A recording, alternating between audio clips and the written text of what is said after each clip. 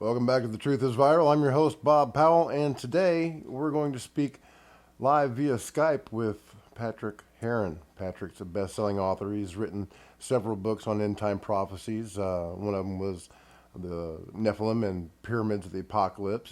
His latest book, though, is called The Return of the Antichrist and the New World Order. In this first segment, Patrick's going to tell us how he thinks that the New York City is the whore of Babylon. Not too much of a stretch there, but the way he puts it together makes perfect sense to me. But we're also going to learn something else. I've noticed that about 70% of my subscribers are men my age. And if you guys want to have a 25-year relationship with your woman, you've got to learn how to cook. And if you're going to have kids, you got to learn how to cook cheap. So I'm going to show you how to feed 5 people for $8. Not a bad deal, huh? And it starts with tomato soup and toasted cheese sandwiches. But they're not just any toasted cheese sandwiches. They're Bobby toasted cheese sandwiches. That means they're special. When I was in the Corps, we had what we called pogey bait to spice up our sea rations. Yeah, that's how old I am. Sea rations. They didn't even have meals ready to eat when I was in the Marine Corps. So, you can choose white bread or wheat. I prefer wheat because it's not been bleached, you know. And I prefer butter, too. And one thing that I've learned on my years in this planet is that margarine is one hydrogen molecule away from being plastic. So I've always preferred butter, and it's probably a good thing because I got some very good news today. I went to my cardiologist. Remember, I had said that it looked like I might need an angioplasty or a stent put in. Well, guess what? The first test, what they saw was an artifact. They ran a second test. My heart is as strong as a bull's. My ejection fraction, normally, for normal people, it's at 50%. For me, it's at 70%. Anything above 50 is good. 50 and higher is great. Superman. So if I have a heart attack, wasn't a natural one. You know, start off with all your fixings. Take your tomato soup of choice, and ooh, what's this? Tomatoes. I think I'm going to have a use for those here in a minute. You know, the kids always like just plain old cheese, but for grown-ups with adult taste buds, gotta have pepper jack. This is not something you can do every day because people will get sick of it. But toasted cheese sandwiches and tomato soup is a great way to rock. And the way I do it, here's the secret right here, paprika.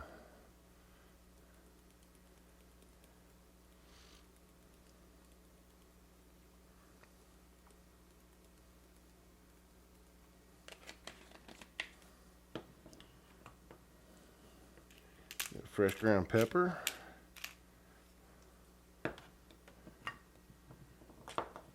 Where's my salt? Oh, there's my salt. Just a little bit of salt. Don't want too much. Alrighty then, let's see what Patrick has to say, and we'll come back and finish this up. Yummy. Check this out. Patrick, thank you very much for agreeing to be on the show. How are you doing today? I'm doing very well. Thank you, Bobby, for having me on. Now, as far as the return of the Jews to Israel, obviously that is a sign that cannot be denied. It was prophesied by Isaiah, 3,500 years ago? But the rest of it, the skeptic in me has to ask, wars and rumors of wars and pestilence. I mean, the bubonic plague comes to mind, and World War I and World War II. The Peloponnesian War. There have always been wars and diseases. What makes this time in history special? What I would say makes it different, Bobby, is the fact that World War One, you mentioned, happened less than 100 years ago, 90 odd years ago. And there was, what, 20 or 30 million people killed in that war. Now, that had exceeded any other war prior to that. Sure, you got a lot of wars before. I mean, when you spoke about the return of the prophecy about the return of the Jews to Israel, when Titus went in and 70 AD and sacked Jerusalem, he slaughtered about 1 million Jews back then, and the rest of them were scattered all over the face of the world, hence the wandering Jew. That was to fulfill a prophecy that said the Jews would be scattered all over the world. Everywhere they go, they would be despised and persecuted and hated. And that's exactly what happened to them. And that, I think Ireland is one of the few countries that a Jew was never killed in. If you go back and look at the history of everywhere they went, they've been persecuted and murdered and absolutely hated everywhere. And of course, that culminated in the Holocaust when millions of them were killed. But many other prophecies that said the Jews must be restored to Israel and Palestine, and that God would bring them back there. In fact, one of the prophecies said that this would happen in one day. And in one day, back in 1948 in May, the Americans went in with a proposal into the UN that Israel be made a nation state again and have its own flag and have its own country and its own government.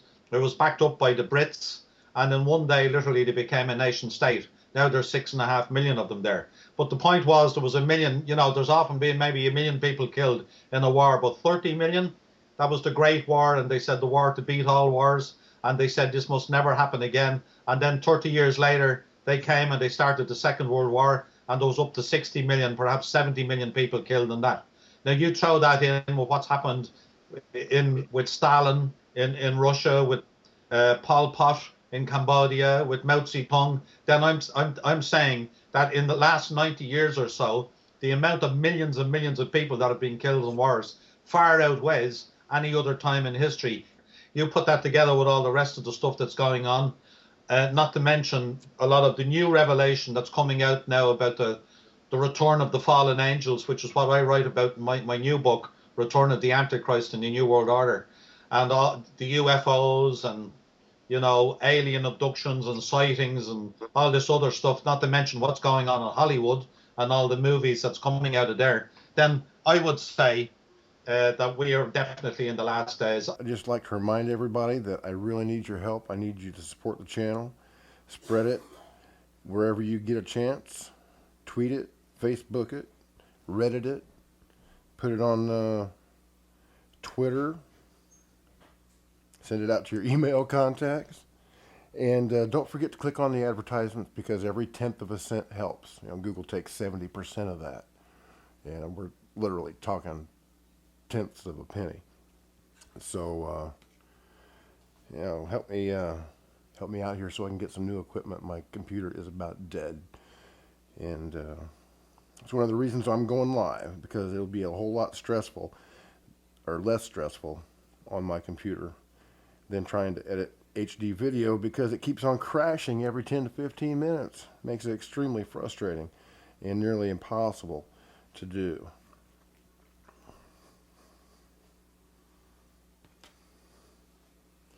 So I have to have a new computer, or I just do, because if I don't, this show is going to be gone. So if you like it, you know, help me out. At least click on the advertisements. I'll try to save up and get that computer just as soon as I can. I think we're in the last days. Whether that's this year, next year, or 10 years, or 20 years, I do not know.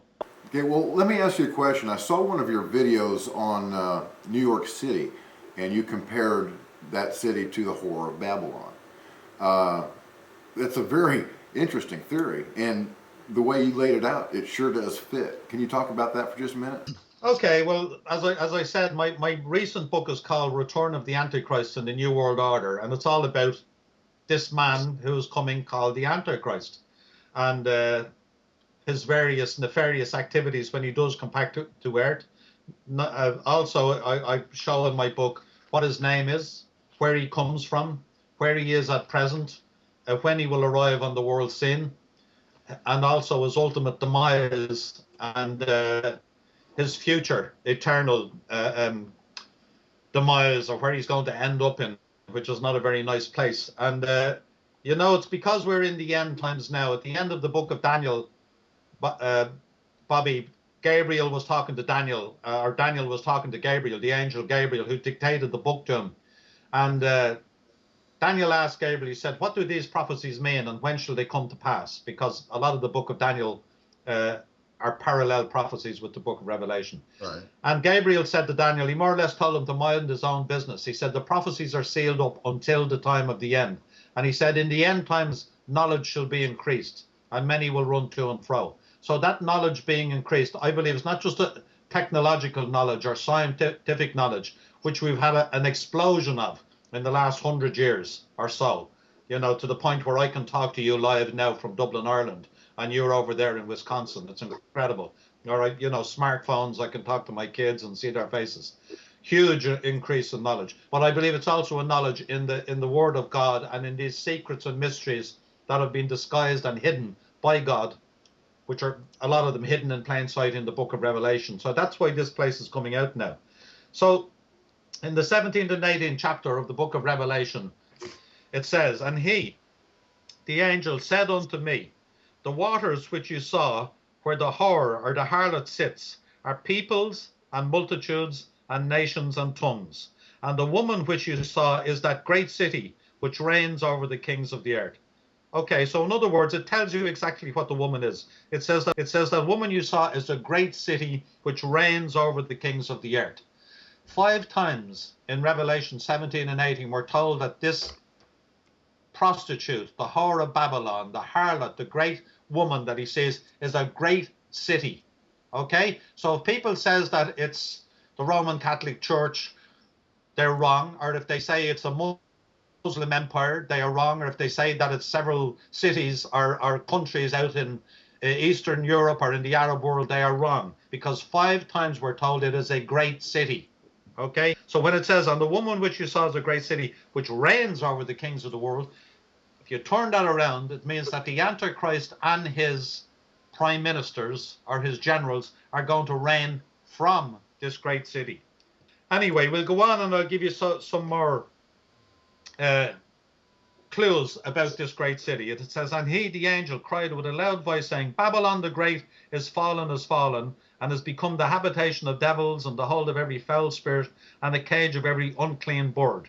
And then it says, and the 10 horns, this again is talking about the 10 rulers who are going to reign with the Antichrist, which you saw upon the beast, these shall hate the prostitute, which is the city, and shall make her desolate and naked, and shall eat her flesh, and burn her with fire. Now, this is talking about the end of the time of the apocalypse, when this great city is going to be burnt with fire. Again, this is the future. I believe this is in the time of the of Armageddon, but I have to point that out because talking about these 10 rulers, it says when it's burnt with fire, it talks about the great merchants and kings of the earth. When they see this great city burning, it says, and this is in Revelation 18, standing afar off for fear of her torment, saying, alas, alas, that great city Babylon, that mighty city, for in 1 hour is thy judgment come. The merchants which were made rich by her, that's another clue, shall stand afar off for fear of her torment, weeping and wailing, and cried when they saw the smoke of her burning, saying, what city is like unto this great city? And it goes on, it says, the merchants of the earth, which waxed rich through the abundance of her delicacies. There's another hint. An abundance of her delicacies means her excessive luxuries. And the merchants of the earth shall weep and mourn over her, for no man buys their merchandise anymore. Okay, now here's the secret. Beso.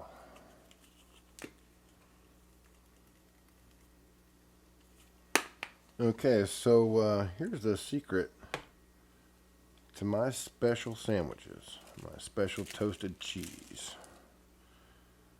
First of all, the cheese is like 7 cents a slice, so don't be chintzy, okay?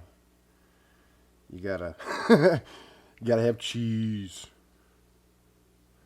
If I could figure out a way to deep fry these, I think I'd give it a shot. And don't be chintzy with cheese. Got to cover all the bread up. That's when you put your tomatoes on.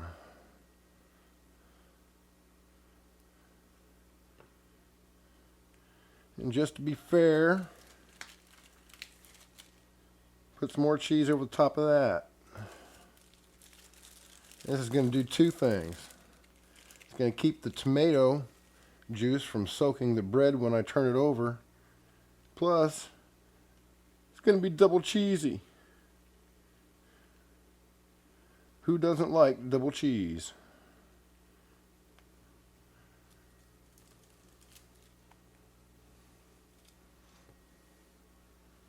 And voila.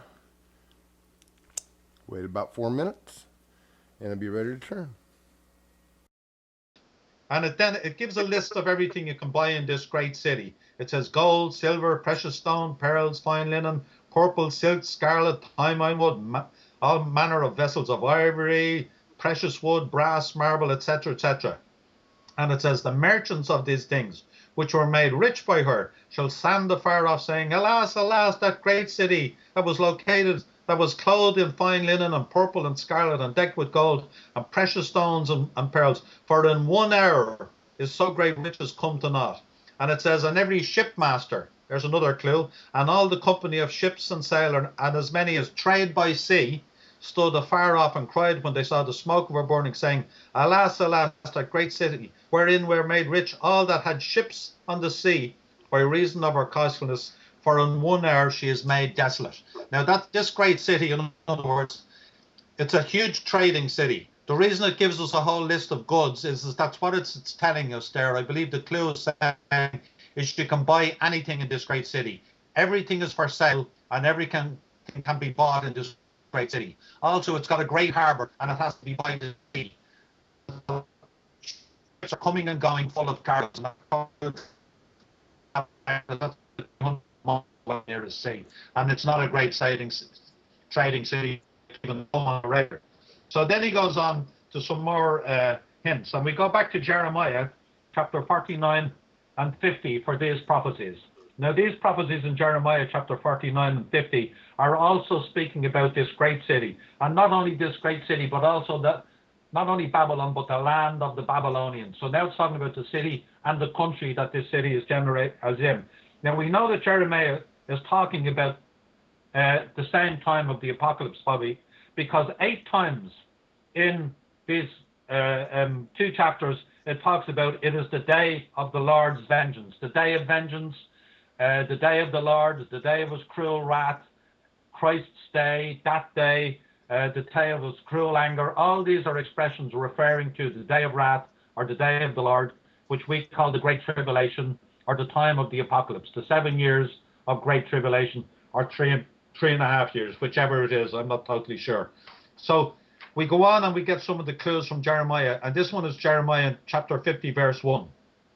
And it says, this is the word of the Lord spoke through Jeremiah the prophet concerning Babylon and the land of the Babylonians. And he says, even if Babylon reaches the sky and fortifies her lofty strongholds, I will send destroyers against her, declares the Lord. So this city reaches the sky and fortifies her lofty strongholds. He goes on in verse 15. She surrenders, her towers fall, her walls are torn down, since this is the vengeance of the Lord. And again, this is referring to the time where it's going to be attacked and burned with fire. And it says, before your eyes I will repay Babylon and all who live in Babylonia. So this place, and you know, it says several times that this city is going to be drenched in the blood of the saints and the blood of the prophets and martyrs and the blood of the people of the land. And she's going to Babylon is going to be repaid, and all who live in Babylonia. So there's a number of clues I've covered in there, and I'm going to give them all to you now, to your listeners, and then they can decide what city they think it is. So let us summarize all these hints thus far. Number 1, the implication is that this great city is a sea trading city with a great harbour. 2, everything is for sale that anyone could ever want to buy in this great city. 3, it is the financial centre for world trade and commerce. 4, Businessmen, merchants, bankers have made vast fortunes by trading with this city. 5. This city has a multicultural population drawn from all corners of the globe. 6. This city has high towers and lofty strongholds that reach to the sky. 7. The headquarters of the government of the Antichrist will rule from its headquarters or its offices in this wealthy city. 8. This city is described as the mother of prostitutes and has a golden cup in her hand, and she sits by many waters. 9. This city and country has excessive luxuries and vast riches. In other words, this country and the people in this country are probably the richest people that ever lived in the history of the world. 10. This city is evil, and all manner of sin and godlessness will operate there. So there basically are the 10 clues, and I think you and most other people can probably come to the same conclusion, Bobby, as to what this city is talking about. Okay, so yeah, I told you Patrick makes a pretty convincing case for New York City being the whore of Babylon, right? Well, in this next part, Patrick's going to tell us about the return of the Antichrist and the New World Order.